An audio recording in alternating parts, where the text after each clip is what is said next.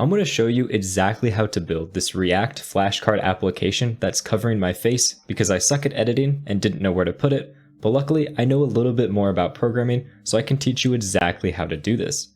Also, if you're currently struggling with React right now and don't really know how everything works together and how to build out a full-blown application, I highly recommend checking out my full Learn React Today course, which I'll have linked in the description down below.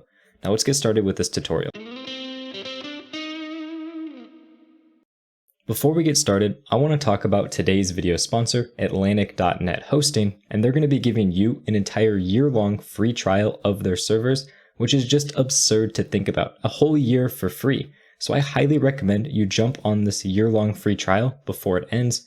And if you use the code Kyle when you check out, you get an additional $50 of credit, which you can use towards things such as cPanel integration or automatic backups. Really whatever you want, it doesn't matter. It's just free $50 you can use towards your hosting plans.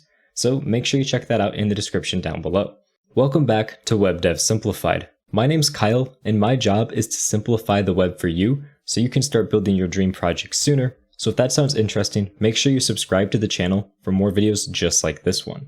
Now to get started, all I've done so far is run the command npx create react app, and that's just to get this basic boilerplate code over here already assembled, and I just did that beforehand because it takes a couple minutes to run. I also ran the command npm start, which allows us to start up our application, and as you can see, we just have a basic React app started up on the right hand side with nothing at all changed. Now in order to get started, what I want to do is remove a bunch of the stuff that we don't need. For example, inside this source folder, we can get rid of this app.css, the testing, same thing with this index CSS. We can get rid of this logo, service worker, and the setup test. And then inside of here, we can just delete almost all of this code because all we actually need is this single render section inside of here. Don't need any service workers, and we don't need that CSS file. Save that, and then inside the app here, we can get rid of our CSS, get rid of our logo, and inside of here, I'm just going to return a single h1 that just says hello world. And if we save this, we should say over here, we have our application with just a single h1 that says hello world. So now we got rid of all the stuff we don't need, and we're left with only the basic code in order to get started building our flashcard application. And I also have the finished version over here so that we can compare and contrast. Essentially, we can just choose a category, click generate, and it's going to generate us a random test. And we can flip through and see the answers on the back of all of these, generate a new test, and so on. So inside of our React app, the first thing that I like to do when building out any type of React app is to think about what are the different components that I'm going to need to build out the specific page I'm looking at. So here we have a few different things that we can think of. We have this header type section, which has our form inputs. We have this list of all of our different cards for our different flashcards. And then we have our individual flashcards themselves. And this is kind of our different types of components. And everything about these components is all going to be inside of this single app component here. So what I want to do is create the different components we're going to need. The first thing we're going to need is that individual flashcard component. So we'll just create a new file, call it here flashcard.js. And then we're going to need a list to put all of our flashcards in. So let's create a new file, and we're going to call this flashcard list.js. And that's all we're going to need for now when it comes to components. Now, in order to get started with just creating a basic boilerplate for these components, you're going to want to install an extension here called ES7 React Redux GraphQL React Native Snippets. And what this allows you to do is just write out a command such as rfc and click enter. And that is going to generate all of this boilerplate React code, which you see here for building out this React component. And we're just going to leave this blank for now. And same thing with our flashcard. We can do rfc. And as you can see, we have our flashcard component automatically generated for us. And that just saves us a bunch of time. Now with that done, the next thing that I like to do once I have all of my components figured out is I like to just create some type of placeholder data, which I can use to render my components. That way I can get my components rendered on the page like I want them to be. So instead of connecting to an API and allowing us to create these randomly generated questions from the API, I just want to create a static list of questions for now. So inside of our app.js, what I want to do is just create a single variable. We're just going to make it a const variable. We're just going to call this sample flashcards, and that's going to be equal to an array here. Let's just shrink this down so we can see our code a little bit easier. And inside of here, I want to just have an array of objects. So each one of our flashcards is going to need some form of ID, so we know which flashcard is which. We'll just give it a 1 for now. The next thing we're going to need is going to be this front section. This is essentially our main question here. So we're going to want to have a thing called a question, just like that. And this is going to be, for example, what is 2 plus 2? Then the next thing we're going to want is this back portion, or essentially our answer. So we're going to come in here. We're just going to say answer is going to be here equal to 4. And then the very last thing that we're going to want is this multiple choice options section. So let's just create something called options. And this is just an array with a different set of values. So we can have, for example, 2, we can have 3, we'll put 4 down in here, and we're going to put 5. Hopefully you know the answer to this question. And we're just going to copy this down because we're going to want multiple of these. So we're just going to copy this down so we have 3 total. We're going to create this one as an ID of 2. We're just going to say question 2 with an answer of answer, and our options are just going to be answer, answer, and we're just going to do answer 1, same thing here with answer 2, and same thing here with answer 3. And actually, let's just do 2 questions for now. That's enough to get us started. So now we have 2 sample questions which we can actually use to fill out our information inside of our UI, instead of having to worry about querying and connecting to a database or an API at this point. This just saves us the overhead of managing both our UI and our logic at the exact same time. Right now we can focus purely on our UI. So what we want to do is we want to take these sample flashcards, and we're going to have to store these in our state somewhere. So let's bring in a hook here, which we're just going to call use state. And what we want to do inside of here is come and use our flashcard state. So we're going to have our flashcards, and we're going to have a function here for setting our flashcards. We're just going to set that to use state of our actual flashcards. But what we want to do here is set to our sample flashcards. So essentially our default value for our state is going to be our sample flashcards. And for now, we're not even going to bother setting our flashcards. We're just going to be setting our default state and then using our flashcards. So what we can do instead of our return here is to render our flashcard list, which we're just going to import from flashcard list like this. And we're just going to pass in each one of our flashcards. So we'll pass in that array of flashcards. And now what we've essentially done is we've created this sample array of questions. We're passing that into our flashcard list component. So now inside of our flashcard list component, we can actually bring in that flashcards. So we can just say flashcards here. We're just destructuring our props. This normally would be props, and then we would have to access this by saying props.flashcards. But we're just shortcutting that by destructuring that all the way up here, so we don't have to worry about accessing it from a props variable. Now, one thing that you're going to notice is when I expand and decrease the size of my screen, you'll see that this is completely responsive across all screen sizes, which is really nice. And the way that I implemented this is using CSS Grid. So in order to accomplish that, we're just going to wrap all of our flashcard cards, these little components here, inside of a single div, which we're just going to now give a class. And this class is going to be card grid. This is just going to be the CSS that we do for handling that grid styling to make everything responsive on different screen sizes. Now inside of that div, we want to loop through all of our flashcards, and we want to return our flashcard component. So we can just say here, for each one of our flashcards, we want to return our flashcard component, which again, we're importing up here. And what we want to do is pass in the flashcard. So we'll just say flashcard like this. So our flashcard is being passed down to our flashcard component. And then what we want to do is make sure we set a key.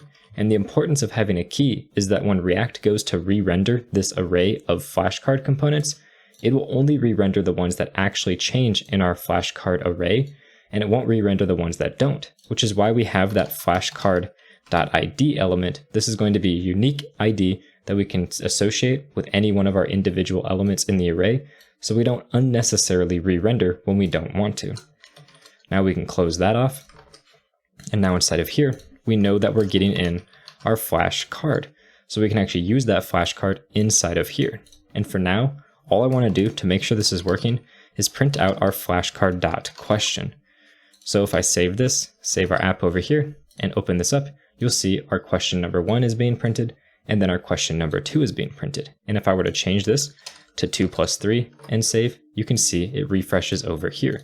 So we know that our data is being properly linked up between our sample flashcards here, all the way through our different components that we created. This is the first type of sanity check that I like to do, just to make sure that everything is working. So instead of designing the full flashcard right away, we could have done that. I just want to print out something simple so we can easily see that what we're doing is actually working, and that way we don't get an hour into our coding and realize we broke something, and then we don't actually know where that change needs to take place to fix that problem. So doing small incremental changes at a time makes it easier to fix mistakes when you run into them. Now, speaking of small incremental changes, another thing that we know all of our flashcards need to do is have this ability to flip over to show the answer on the back. Now, instead of building out the entire card right now and implementing flip animations, let's just make sure we can get our flip toggle actually working. So we know we're going to need to store some kind of state. So we'll just say use state, and this state is going to be for handling our flip. So in here, we're going to have our flip variable, which will be true or false, and then a function for setting that flip variable. And by default, we just want to set our flip to false because we want to show the front side instead of the back side. Now what we can do is inside of our div, let's just set up an onClick here. And we're just going to set this onClick to be a function. And every time we click this, we want to set our current flip to be equal to not flip, just like that. So all we're doing essentially is toggling our flip by switching it to the other option. So every time we click on our div, we're going to be swapping from flip to not flip. And then inside of our code down here, we can just display either the question or the answer depending on which variable our flip is. So we can say if flip is true, we want to return the answer. So we can say flashcard.answer. Otherwise, if the flip is false, we're going to return the question. So now if we save, you can see this looks normal. Our flip is by default set to false, but when we click, you can see it flips to our answer. Click again, it flips back to our question. So our flipping logic is actually working, and we have this onClick event, which we know is working. So that's another small step that we were able to take, and now we know that that code is working, and we don't have to worry about it anymore. Now the next thing I want to work on is the actual UI for our cards, because right now they look really ugly. So in order to do that, inside of our div here, let's actually set up some classes on this div. So we can come in here, we can say our class name, and we're actually going to come in here and use JavaScript to set this, because first of all, we want to have a static class of card, but we also want to have a flip class, which is determined by this flip variable. So we can just do something very similar to what we did down here. We can say if flip is true, then we want to set a class of flip. Otherwise, we just want to have a default blank class here. So what this is going to do is we're going to have a class of card for every single one of our flashcards, and then it'll have the class of flip if flip is true. Otherwise, it won't have anything extra. So that's a really good way to handle dynamic classes with default React and JavaScript. Now inside of our actual flashcard, we're going to have a few separate sections. We're going to have first a div, and this one is going to be for our front side. So we'll give a class of front. So inside of here, what we're going to want to do is just put our flashcard.question. And then we're also going to want to put our options inside of here. So we're going to have another div. We're just going to give this a class name of flashcard options. And then inside of here, we want to loop through each of our options. So to do that, we can just come in and say flashcard.options, and we want to map over those just like we did in the flashcard list component. So we're going to have an individual option for each one of these. And then inside of here, we just want to return a div, which is going to have a class name, which is going to be flashcard option. This is just so we can style each individual option. And then inside of here, we're just going to put our option itself, and we'll close off that div. There we go. And then the very last thing we need, since we have our front section, is obviously going to be our back section. So we'll say class name is going to be equal to back. And inside of here, we'll just say flashcard.answer. There we go. Now, if we save this, look over here, you can see we get our question, all of our different options, and then our answer, and same thing with this section. Obviously, there's no styling, but for now, we have all of our content showing up. So the next thing to work on is going to be our styles. So in order to do that, I'm just going to use one single style sheet to style everything. We can just create this app.css style. And then inside of here, we can just import that by saying /app.css. Now, if inside of here, we, for example, change the body to be a background color of black and save, you notice that our background color changes to black. So everything is working and tied up, and we can actually start writing our styles inside of here. Now the very first thing I want to do is move on to our card that we created, and I want to get the basic styling for our card complete. So we can come in here, and I always like to use Flexbox for laying out things, so we'll use Display Flex. And I want to center everything, so we're going to justify and align our items here in the center. Just like that. As you can see, it's already center aligned our stuff for us, which is great. The next thing I want to do is change my position to relative. And the reason for that is because each one of our cards, our card front and our card on the back side, are both going to be positioned absolutely. So inside of here, we're going to have a position of absolute. And this is just so that we can have one be rotated on the back side of our card and one show up on the front side of our card without having to worry about them offsetting each other. This is really important. Now, the next thing that I'm going to want to do is actually style the card look itself. As you can see, we have these nice rounded corners with that box shadow around the edge. So we can come in here with a little bit of a border radius. We'll use 0.25 REM. And we're also going to set up a box shadow. And this box shadow is going to give us a nice hover look, like the card is actually coming off the page. We're going to offset left and right and top and bottom 0. Then we're going to have 5 pixels here and 2 pixels here. This is going to give us a little bit of a blur with that 5 pixels. And then it's going to spread our shadow out just a little bit with those 2 pixels. And then lastly, we can set our color. I just want this color to be black, but I want it to be partially transparent. So we're going to use 0.3 here for our transparency. And if we save and look over here, you can already see we're starting to get a little bit of a box shadow. But right now, our content doesn't have any height, doesn't have any width. So that's actually just collapsing itself right now, which is okay for now. And lastly, I just want to come in here and set a background color. And this background color, we're just going to set to white. That way it's going to show up over top of our body, which is going to have a slightly different background color. So if we come in here, our background color for our body is just going to be this color, which we can see here, which is just a really off gray kind of color, as you can see by this color over here. So right now that is all good and we have everything set up. The next thing to work on is going to be the front and the back side of our cards, because right now they're just not quite showing up like we want them to. So we have the position absolute, which is great. I want to add a little bit of padding. We'll just use 1 REM. That's going to give our cards space around to breathe a little bit. And for now, so we can see what this looks like, I'm just going to set the height to, for example, 150 pixels. And we're going to set the width to 150 pixels as well. And actually, to make sure that this works properly, let's move our height and width up to our actual card selector itself. And now, as you can see, we have our cards showing up. The reason that I'm not going to keep this height and width in here is because I'm going to be handling the height and width dynamically based on how much content is actually in the card itself, because a really long card needs more height and a really short card needs less height, so we can actually handle that inside of our JavaScript. But for now, we're just going to hard code it so we can see exactly what we're working with.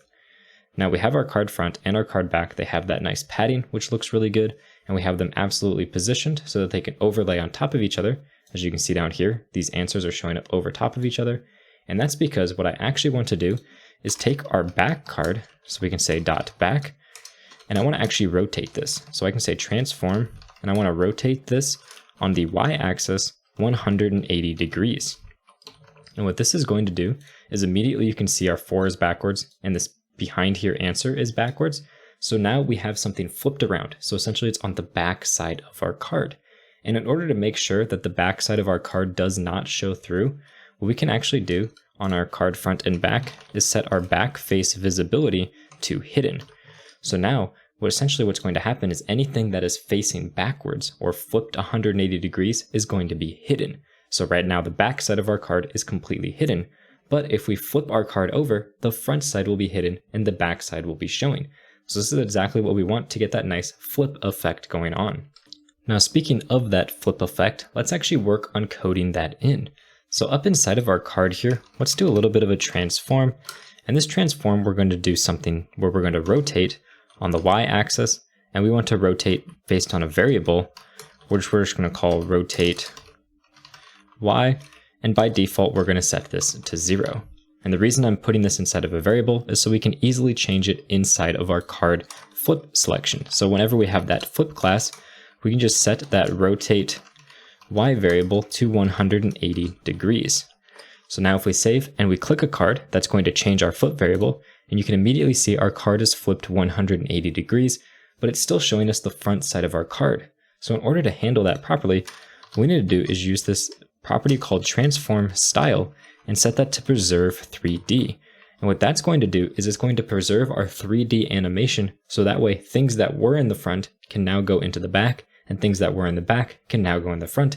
And as you can see, our 4 is showing up. Click again, and we have our front. Click again, and now we have our back. So we're essentially flipping our card 180 degrees, but right now it's pretty much impossible to see that animation take place. So in order to make it possible to see, let's put in a little bit of a transition. We'll say 150 milliseconds. And now when we click, you can actually see that flip animation, which looks really good.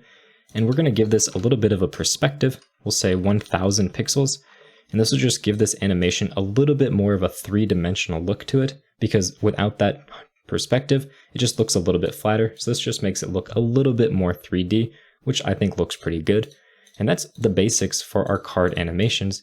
But over here, we have these nice hover effects on our cards as well. So let's work on implementing that as well. As you can see, when we hover, we darken our box shadow and move our element upwards. It essentially makes it look like it's coming off of the page. So to do that, let's first change our cursor here to be our pointer. That way we get that nice little pointer cursor, so we know we can actually click on this. And then we're going to select our card for the hover state. And all we want to do is take our box shadow and make it slightly darker. So we'll say 0.4. And now if we hover, you can see our box shadow got a little darker. Let's try 0.5 to see if that makes it a little bit more apparent. And as you can see, that looks a lot better in my opinion. And also what I want to do is I want to set a variable for translate y. We're just going to set this to -2 pixels. So essentially moving up 2 pixels. And inside of here, we can just say translate on the y direction is going to be for our variable of translate y, and it'll default to 0. So now when we hover, you can see we move up 2 pixels and we have that darkening of our box shadow, which looks really good. And essentially our cards work exactly the same as our cards over here, which is really good to know. One thing though is I want to make sure that our text is always left aligned for our questions. So in order to do that, we're just going to come down here, select the front side of our card, and I'm just going to set the left to 0. And that just makes sure that our questions are always left aligned, but our answers always stay in the center, which I think looks a little bit better. Now the last thing to style on our cards is going to be our different options. So let's come all the way down here. If you remember, we have flashcard options. That is going to be our array list, that div that wraps all of these elements. We're just going to give it some margin on the top, 0.5 rem, just to give us a little bit of space. And then we can select each one of our flashcard options by saying flashcard option. That's the class we gave them. I want to separate them by 0.25 rem each, so we can get a little bit of space between them. I'm going to set the color to this 555 color in order to just kind of make them fade a little bit. And we'll set a font size here to be 0.75 rem, just so they're a little bit smaller and they don't look quite as prominent as the actual question itself. Now lastly, we're going to take our flashcard option, which is the first child, and I just want to remove the margin on the top. So we'll say margin on the top is going to be 0. And if we save, as you can see, that looks pretty good and is essentially exactly the same as what we have over here, which is really good to know. So now we can actually work on styling out the rest of our page by making our grid system and connecting to our API. And I think let's connect to the API first, because I think that's going to be the most interesting and fun thing to tackle. So we're going to do that inside of our app.js. And the actual API that we're going to be using for this app is called OpenTriviaDB over here, opentdb.com. And inside of here, we have all of our different API documentation, as well as a little API helper, which we can use to generate a placeholder URL. So for now, let's just get 10 questions from any category, any difficulty, any type, and with the default encoding. So we can generate a URL, and this is the URL that we're going to use. And if we just paste this over here into our browser, you can see we get a JSON response with all of these different questions. So let's make sure that we use this inside of our application to call our API. And in order to call the API, I'm going to be using a library called Axios. So I just want to call npm i Axios. This is going to install that library for us. And this just makes calling APIs externally so much easier. So now that that finished installing, let's come over here and make sure we import Axios. We want to import from Axios, just like this. And then we also want to make sure we have our use effect hook, so we can actually make sure we do this as soon as our page loads. Because right now what we want to do by default is just load in a bunch of questions as soon as our page loads, and we'll handle this category and stuff later. Right now we just want to get some questions coming. So in order to do that, let's come all the way down here and set up a use effect. And inside of here, we just want to do this whenever our page loads. So we're going to put an empty array since that'll happen as soon as our component mounts. And in here, we can say axios.get, and we want to paste in that URL. This is just our placeholder URL for now with an amount always set to 10. Then what we want to do when that returns is we want to take the response that it gives us and actually parse this response into usable data, which we can set to our flashcards. But for now, I just want to console.log our res.data, which is the response from the API. Now if I inspect our page over here and we look at our console, you can see right here we have an object, and inside of this object we have some results. And as you can see, we have a category for each one of these, a type, a difficulty, a question, correct answer, and then incorrect answers. So what we need to do is inside of our code, actually parse this out so we can have our flashcards populated with our question, our correct answer, as well as our incorrect answers and options. So in order to do that, let's come into here. We can say res.data.map. This is going to allow us to convert this data into a format that we actually want to use. And if we check, we actually need to get the results portion of our data. So we can say results.map. Let me just shrink this down a little more so we can see it all at the same time. There we go. And inside of here, for each one of these, we're going to be getting something from our API. And we're just going to call that question item. And I also want to get the individual index of each one of these elements inside of our array so that we can create a unique identifier in a combination with our index and the current time that it's being generated. So inside of our map here, we just want to return a new JavaScript object. First thing going to be that ID. And inside of here, we're going to use the index. This is going to be the index of the array. And then to ensure that this is actually unique and it won't be the same between different iterations, we're also going to append onto the end of here date.now. And this is just going to be a timestamp for the exact time that this code runs. So that way when we generate future questions, this is going to be unique so that we know that we don't have to worry about clashing our identifiers, which we're using as the key. Now the next thing that we want to do inside of here is we want to get our question. This is just question item.question. As you can see from over here. Next, we're going to have our answer, which is question item.correct underscore answer. And that's important to make sure we keep that underscore. Same thing from the API over here. And then lastly, we need to get each one of our individual options, which is going to be a little bit of a difficult thing to get. So let's come all the way up here and create an array called options. And this array of options is going to be something for our incorrect answers, which you can see is just an array of options, and then our actual correct answer itself. So we're first going to have our correct answer, which we're going to set to a variable, question item.correct answer. And we can use that down here in this answer section. And then for our options, what we want to do is we want to take this correct answer and we want to combine that with all of our incorrect answers and then randomly sort them so that we have a different order for our answers every single time. Because we don't want our correct answer to always be first, always be second, or always be last. We want it to be a completely random order. So a really easy way to do that is we can just create a new array. We can just spread out our question item.incorrect answers. And we need to make sure that this is underscore answers. And we also want to include the back. So what this is going to do is it's going to have our incorrect answers first and then our correct answer last. So in order to sort that randomly, we can say options.sort. And inside of here, it's going to take two different parameters, A and B, which is just two items to sort. But since we want this just to be random, we can just say math.random, which we know is going to give us a number between 0 and 1. And if we subtract 0.5, this means 50% of the time we get a negative number, 50% of the time we get a positive number. So we're going to get a random order for our different options. And with that done, we have essentially an individual flashcard element here. And this is returning an array of all of our flashcards. So we can just call set flashcards with this value here. And now what we should see when we save is we should see that we actually have our information being properly returned. And of course, we're getting a problem. And that's because I used back here. This should actually say answer. Now, if I save, you see that we have an array of all of our different options being shown up. But you'll notice something's wrong in that our question is not showing up. We have our options, we have our answer, but our question's not there. So if we look at our code, it looks like I just spelled questions wrong here. Save that. And now we have our questions showing up, our options, and everything's looking good. But you'll notice these really weird characters. Essentially, this is HTML encoded elements, and we don't actually want this to be HTML encoded. We want this to actually be converted to normal string text so that we can actually read it. So instead of saying this ampersand, whatever, it should just have an apostrophe. So an easy way to fix that is going to be a little bit of a hack, and we're just going to create an element, paste the text inside of it, and then get the text back out of it. So let's create a function. We're just going to call this decode string, and this is going to take in a string. Essentially, we're going to pass in our different question and options into here. And what we're going to do is create a text area. And this text area is just creating a new text area. So we can say create element, text area.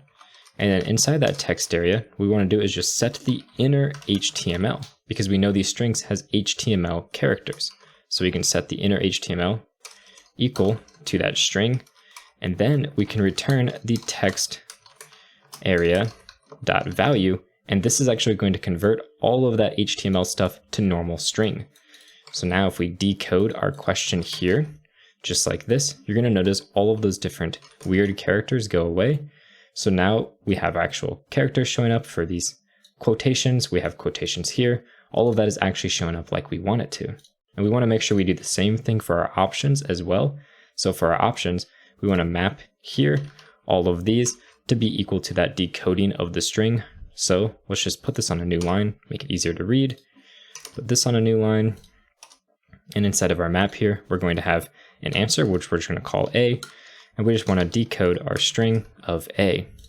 Also, we're going to do the exact same thing for decoding the string for our answer. So we're going to say decode string up here for our correct answer as well. And that's just to make sure we don't have any of those weird characters showing up. And now if we save again, you're noticing everything is looking right. But obviously, something that you probably clearly noticed is that our height is not being calculated and our width is not being calculated. So let's first work on calculating out our width properly, because we can handle that using CSS grid, and we already have a class called card grid to handle that. So instead of our CSS, let's just go to the top and do that now. First, I want to also remove our margin from our body just to push everything up onto the edges, just like that. And now we can focus on our card grid. Now this card grid is going to be pretty simple. We want a display of grid. We want to align all of our items to be set into the center, which I think is going to look pretty good. And then the real kicker is going to be our grid template columns. Here we want to have a repeat because we want to automatically repeat our columns. And if you remember here, our page actually scales properly with how wide our page is. We can fit more and more elements on the page. And in order to do that, we can just set this repeat value to autofill. It'll automatically put as many elements as it can in the row. And then we're going to set a min-max value. At a minimum, we want each one of these to be 200 pixels wide. Otherwise, it'll just grow to whatever remaining size there is. So at a minimum, the size is 200 pixels. So as soon as our page becomes 400 pixels or wider, we can obviously fit two elements on there because they're both going to be 200 wide. And then they grow until we get to 600 pixels and we pop on a third one, and so on. So that's just how that works. And now the next thing we want to do is put a little bit of space between our different elements. We'll use one rem. And now automatically, these things are already starting to look a little bit better. And if we go down here and remove our width from our card, you can see that our width should be properly scaling with our page. And as you can see, that is working just like we want it to, which is pretty good so far. But right now, our elements are pressed up right against the edge of our page, which doesn't really look that great. So let's create a class that's actually going to wrap this and push everything away from the edge of the page. So we can just come all the way up here, create a class called container. We're going to give it a max width. Width. We're just going to give it 900 pixels, and we're going to give a margin of 1 rem and 2 rem, just to really space our elements out. And then inside of our app.js, let's just make sure we wrap this inside of a div, which has that class of container. Now, what we can do is save, and you'll notice everything is put inside of a container, and it's going to grow properly, and already everything looks quite a bit better. But again, we still have that problem with our height. As you can see, certain things are starting to overflow or come really close to overflowing. So we want to be able to manage this height properly so that it's always going to be the minimum height actually needed. So in order to do that, we're going to need to do some pretty fancy JavaScript inside of our flashcard. And we're going to need useEffect to help us handle that. We're also going to need something called useRef, which is going to allow us to get a reference of different elements on our page. For example, we need to get our front element, which we can just say ref is equal to, and we're going to set this to front L, which is a variable we're going to create. And same thing with the back. We're going to set our ref here equal to our back L, which again, we're going to create up here. So let's create our front L, which is just equal to use ref. And we're going to do the same thing with our back L, and that's just use ref. And what this allows us to do is have a reference to any variable we want that persists through re-renders of our application. So we're going to always know what our front element is. It's just going to be front L.current. That is going to be our current front element on our page. Same thing with back L. Then what we can do is inside of a function, which we're just going to call set max height, we can actually calculate what the maximum height of our container is going to be. To do that, we need to get the height of our front element. So we can say front height is going to be equal to front L.current.get bounding client rect. This is going to give us dimensions of our actual rectangle, and we just want to get the height. We can do the exact same thing for our back element, and this is going to give us the height of the back side of our element, which is over here. And all we want to do is return whatever the maximum of those are. So that's just going to be math.max. And we want to come in here with our front height and our back height. And then we want to set a default minimum. We never want our elements to be smaller than 100 pixels. So it's always going to be either the biggest of our front height, our back height, or 100 pixels minimum. And then to save this height, we just need to create a variable, which is going to be our state. First say height, set height, height. We'll set that to use state, and by default, we're going to set it to initial, which is just going to be whatever our initial value is. Now inside of this set max height, we can just call set height and actually set it to that value. Then all we need to do is come down here. We can use effect, and I just want to use an effect, and I want this to happen every time our front element changes. So for example, our front element would just be our front text. So we can say flashcard.front, question. And then our back would just be flashcard.answer. And we also want to do this whenever our options change. So we can do flashcard.options. So anytime either of these things changes, we're going to recalculate our height, because if our question gets longer or shorter, our question height is going to become shorter or longer potentially.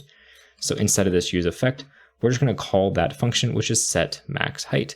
So we can actually just come in here and say set max height, just like that. Now if we save, you can see that the height of our different elements is going to be automatically calculated properly. And if we expand this out a little bit, refresh our page, you can see that our height is not actually taking effect. And that's because in our div, we're never actually setting our height. So let's come in here and just set our height equal to that height variable. And then instead of our CSS, let's just remove our height here. Now if we save, we come over to our flashcard, you'll notice all of these have different heights. For example, this one is much shorter than this one because it doesn't need to take up as much space.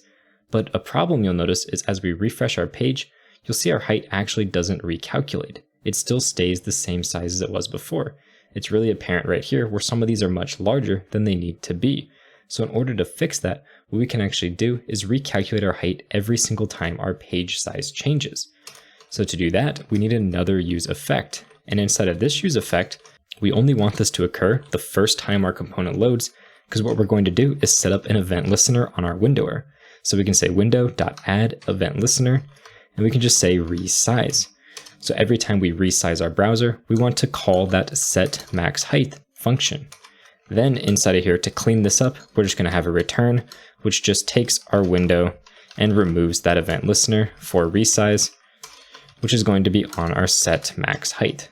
And this return essentially gets called whenever our component destroys itself. So that way we can automatically remove the event listener when we no longer need it. Now if I save and I resize my browser, you're going to notice these components are going to change their height dynamically based on how much space they actually take up, which is really cool if you ask me. Let's just bring that back down to a small size, and we're nearly done. All we have left to do is actually implement this section where we can change what we're actually generating, change the number of questions that we're going to be generating, and so on. So in order to do that, let's hop over into our app.js and we're going to create this form up here. So first I'm going to wrap everything inside of a fragment.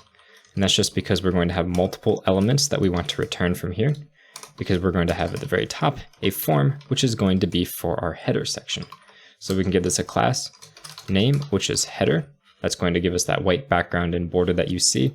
And then we also want to have an onSubmit, which is just going to call a function called handle submit. And inside of that function, what we can do is we just want to make sure we take that E, which is our event, and we want to call e.prevent default. This is just going to prevent our form from actually submitting the normal way and forcing it to go through our React code, which we're going to put inside of here as we get going. But first, I want to actually generate our form for now. So the very first thing that we're going to have inside of our form is we're just going to have a div with a class name equal to form group. And this is going to actually wrap our different form elements. So we can have one form element in each form group. And this very first form group is going to have a label, which is going to be for. So we say HTML for. And this is going to be for our category. We're just going to give it the text of category, as you can see up here. And inside of here, we're going to have a select with an ID of category. And we're actually going to use refs again in here. So we're going to have a category L to stand for this select element. And inside of the select, we actually need to put all of our different options, which we're going to figure out how to calculate later. For now, I just want to create this category L. So we need to make sure we have useRef being imported. And then up here, we can just say const category L is equal to useRef, just like that. Now, if we go all the way down here, we can figure out how to get our options. And our options, again, need to come from this API. There's an API route which we can call, if I find it correctly here, right here. This is going to get us a list of all of the different categories. So if we just scroll up a little ways, we need to have a use effect, which is going to occur on the very first load of our page, and it's going to generate all of our different categories. So we can do something very similar to what we did down here. We can say axios.get. We want to get this particular URL to get all of our categories. And then we want to take in this data. So this is going to be our response. And we just log out our console.log res.data. This is just so we can see what the API returns. And if we inspect, come over here, go to the console, scroll down here, you can see we have a trivia categories key, which contains all of our different categories. They have an ID as well as a name. You'll also notice we have an error being thrown up here, which says each child in a list should have a unique key prop, and that's inside of our flashcard component. And that's because inside of here, I'm not actually giving a key to our individual options. So these options should have a key. And in our case, we can just set the key to the option itself, since all of the options are unique. Now, if we save, that error should go away. And right now we have another error that just says React does not recognize HTML form. And if I go over to our app, scroll down here a little ways, this should say HTML4 instead of form. And that gets rid of all of these errors. And now we can focus on this trivia categories section. So let's just shrink this down so we can see it. Open up one of these and scroll all the way up here. So we need to create a new state, which is going to be for our categories. And we want to be able to set those categories as well, which we're going to set to use state. And by default, we're going to have an empty array. Now inside of here, instead of logging out all of our different data, what we want to do is we want to take our res.data.trivia categories, and then what we can do with these categories is just call that set categories. And essentially what we're going to have is an array which contains all of these objects which have an ID and a name. So now with that done, we can come all the way down here into this section where we're creating our select. And we can populate this with different options, which are going to have a value, which is equal to the ID of our option. So let's loop through all these different categories by just saying inside of here, category dot map through each category. And for each one of these categories, we want to return an option, just an option like that. And inside of this option, make sure we close it off. We're going to have a value, which is category.id. We're going to have a key, which is the exact same thing, just a unique identifier. And then inside of the option, we're going to have our category.name. And then we're just going to close off this option. Whoops, just like that. So now if I save, close out of this, and come over here, you can see we have a category dropdown with all of our different categories, and it's going to be pre-populated as soon as our page loads. Now the next thing we need to do is create another form group. So let's just copy this down. And inside of this form group, we're going to have another label. So I can copy that down again. This label is going to be for our amount. And it's just going to say number of questions, just like that. And then we're going to have an input with the type of number. And this is going to have an ID of, whoops, amount. Then we want to make sure that it has a minimum value of 1, a step, which is equal to 1. This is just so we can only increment by whole numbers. We're going to set the default value equal to 10, just because we know that we always want to select 10 by default. And then lastly, what we're going to do is we're going to have another ref here, which is going to be equal to amount ref, and we can close off that input. Now if we save, we can see amount ref is not defined. So let's just define that up here. And now if we save again, we should just have our number input showing up. And of course I spelled it wrong. This should be amount L, not ref. There we go. And now we have our number of questions showing up, which is exactly what we want. Now the next thing to work on is finally going to be our submit button, which you can see here. So again, we're going to have another form group, which we're just going to put down here. Make sure we close that div off. And then inside of this form group, what we're going to put is just a simple button. And this button is going to have a class name of button, and it's going to have the text of generate. And if we save, we have that generate button showing up right here. And that's everything for this section complete inside of our HTML. Now we can move on to our CSS to actually style what that looks like. So we're going to have our header, and we're going to have some form groups. Now our header is going to be fairly straightforward. We're going to have another flexbox display inside of here. Just make sure I have that indented properly. And we want to make sure we justify our content on the end. So we use flex end here. And we're of course going to line our items in the center, just like that. And then to make sure this is mobile responsive, I want to make sure our flex wrap is set to wrap, and we'll put our background color as white. And then we'll have a box shadow. And this box shadow is actually going to be the exact same box shadow we have down here. So I'm just going to copy this all the way up here. And if I save, you can see already that's starting to look pretty good, but let's add a little bit of padding in there. We're just going to say 0 and 1.5 rem. And there we go. It gives us a little bit of padding around our sides, and we'll handle our top and bottom padding inside of our individual form groups. So here we'll just say a margin of 0.5 rem. That gives us that spacing that we want between each one of our different elements. We'll also just change our display here to flex and our flex direction to column. This is going to stack our elements on top of each other, as you can see here. Now we can select our form group, and we want to select the labels inside of them.